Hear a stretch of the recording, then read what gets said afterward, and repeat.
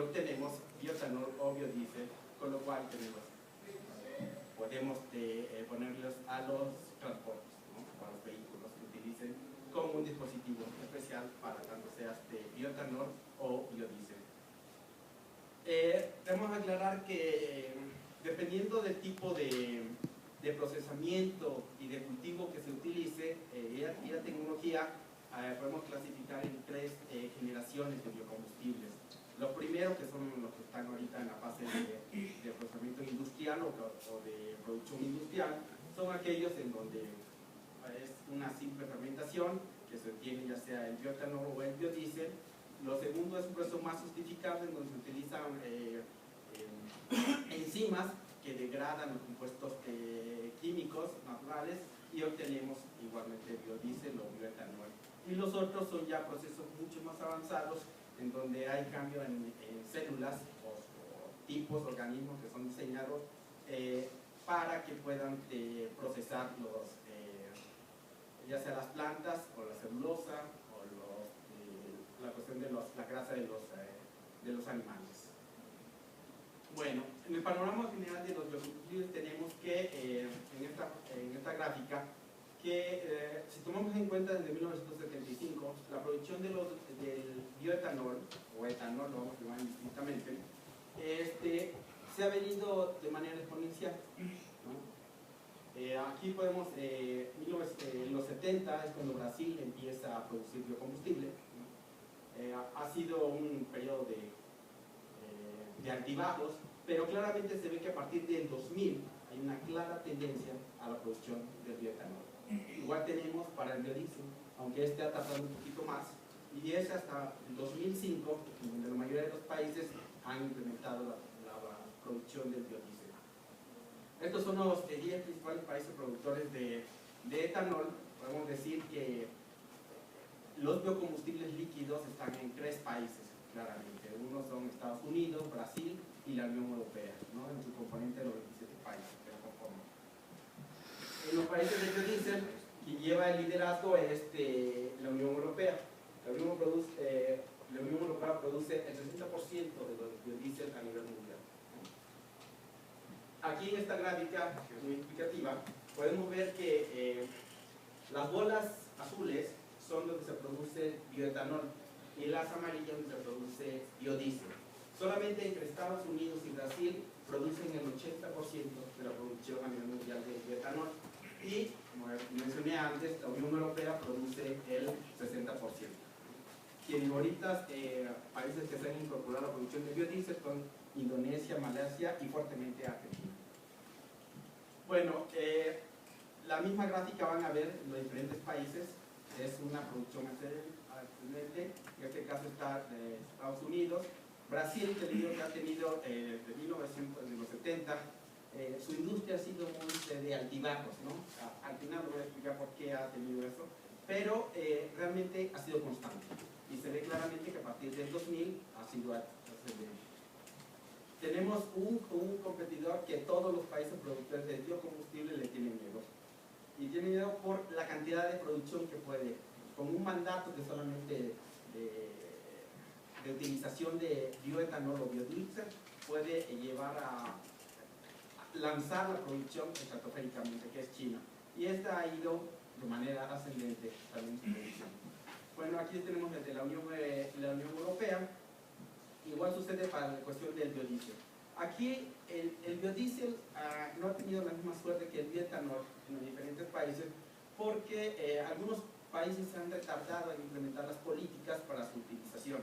Pero después de las críticas del bioetanol, en la crisis alimentaria del 2008-2009, muchos países han retomado el biodiesel porque las fuentes para producirlo, como son grasas de origen animal y algunos otros cultivos energéticos que no compiten con los alimentos, entonces lo ha hecho más viable.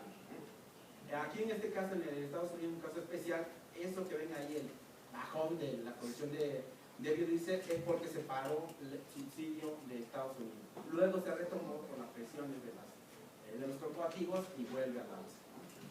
Tenemos la Unión Europea, que eso sí ha sido de manera excelente y que le ha invertido más que el bioetanol. ¿no? Aunque ahora lo que busca es la certificación de terceros países para el biodiesel que se consume en la Unión Europea, ¿no? Aquí tenemos una gráfica muy explicativa de cuáles son los principales países productores, cuál es su tendencia, ¿no? Más o menos todos se están estabilizando en la producción de bioetanol y biodiesel. Aquí también, a mí lo que aquí me gustaría resaltar es la cantidad total a nivel mundial de cuánto se está produciendo, ¿no? Que es una producción que se ha ido, o sea, ha ido ascendente, ¿no? Ascendente, ¿no? Esta gráfica hasta el 2010, ¿no? Estos son los mandatos de cada uno de los países, ¿no? Pero lo que más interesa a Brasil es la Unión Europea y Estados Unidos, ¿no? Aquí están los mandatos en cada uno de los países de la Unión Europea. Entonces, esta gráfica es también el índice de los alimentos, la crítica que se le ha hecho al biocombustible, donde ha subido los precios de alimentos, ¿no? Bueno, ahora vamos a un recorrido de los países de Brasil, un recorrido histórico de por qué Brasil llegó a ser lo que hoy es en la cuestión de bioetanol. Es casi imposible pensar en biocombustible sin pensar en Brasil, ¿no? Bueno, Brasil, algunos datos generales. Brasil es el país más grande y más poblado de Latinoamérica, pero se ubica en la quinta posición a nivel mundial, ¿no? Es una federación de 25 estados, 16 localizados en el norte, el noreste y 11 en el centro-sur.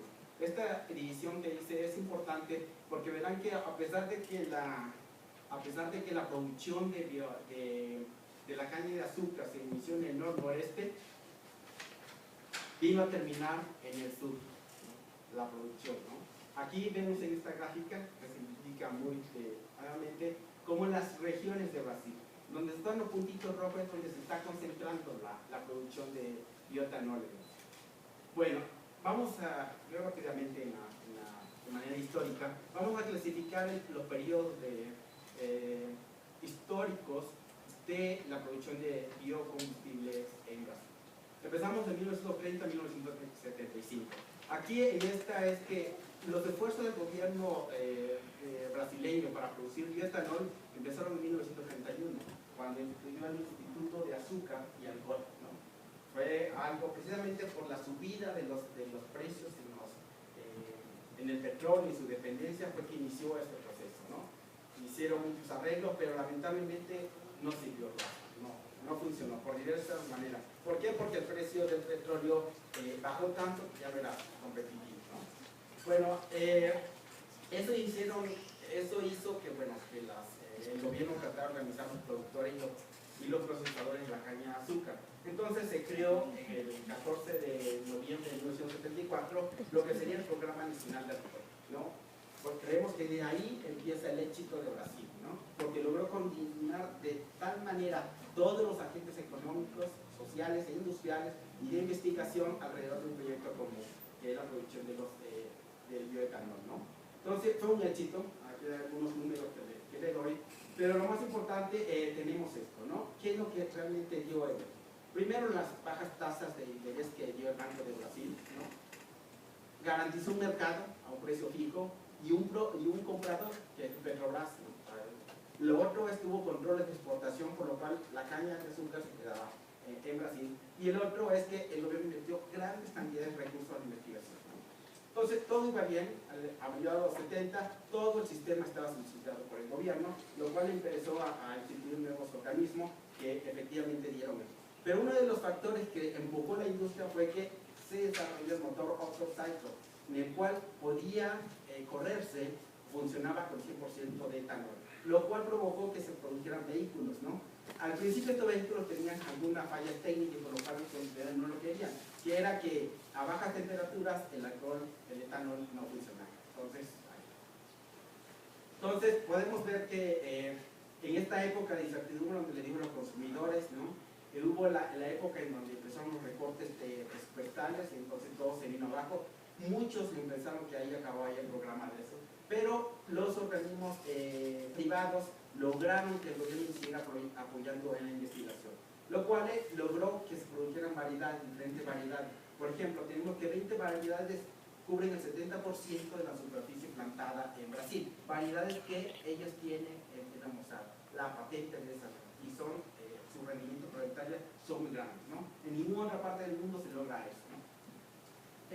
La otra cosa es que la flota de vehículos que podían utilizar ya tanto gasolina o bioetanol disparó, digamos.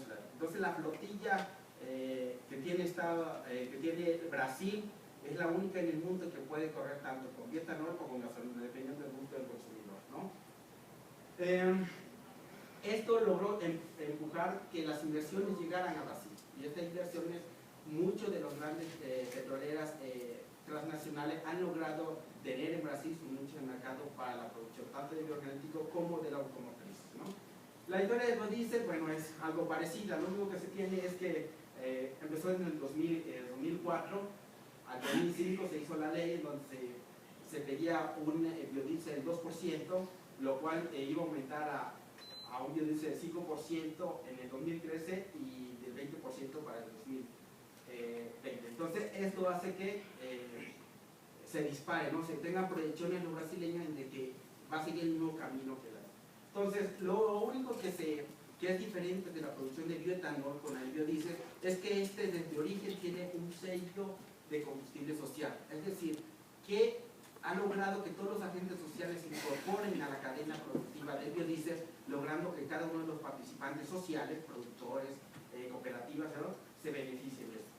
Por eso ha llegado que, según el último reporte de la REN 21 del 2012, para finales del 2011, Brasil alcanzó una producción de 6.5 millones de litros de biodiesel con 70 plantas. Okay.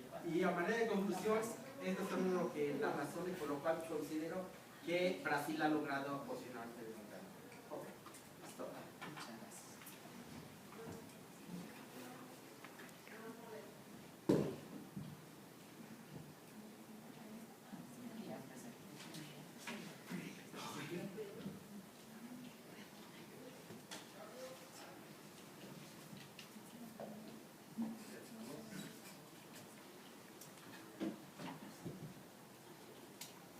Hola, buenas tardes, gracias por asistir.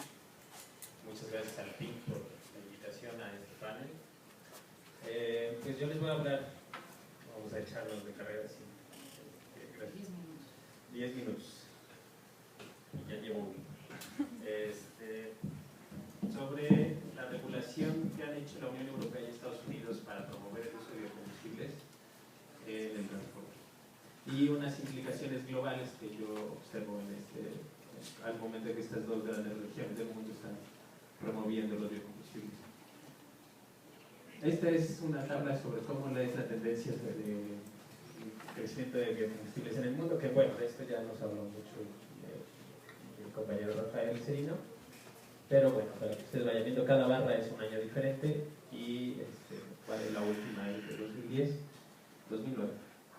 Y bueno, como pueden ver es muy alto, el crecimiento es un poco cero. Voy a hablarles un poco de las reglas en la Unión Europea. La principal regla de la Unión Europea es la Directiva de Energía Renovable para el Transporte, que se propone que el 20% del total de la energía para el 2020 sea de fuentes renovables y 10% de toda la energía que consume el transporte también sea renovable. Esto implica que, o sea, hace de esta meta una obligación y va haciendo que todos los Estados miembros de la Unión Europea vayan acoplando sus reglas a modo de que el transporte consuma cada vez un porcentaje mayor de combustibles alternativos. Esto no quiere decir que sea 10% de biocombustible, quiere decir que pueden ser autos eléctricos, pueden ser autos solares o puede ser biocombustible y entrar en competencia. Sin embargo, sí hay una apuesta inicial de la Unión Europea por los biocombustibles y la Unión Europea en sus proyecciones espera reducir 35% de sus emisiones utilizando biocombustibles y espera que para 2017 sea del 50% y 60% más allá de este año. La Unión Europea en sus directrices pone una serie de estándares al tipo de biocombustibles. Esto es por todas las críticas que se generaron después, porque se considera que los biocombustibles conducen a una sobreexplotación, la producción de biocombustibles conduce a una sobreexplotación del medio ambiente y causa más daño de los beneficios que pueda producir ambientalmente y ante el cambio climático. Entonces la Unión Europea hizo una serie de estándares que y hay biocombustibles que si no los cumplen pueden ser utilizados pero no van a entrar entre los programas de reducción. También tiene una política arancelaria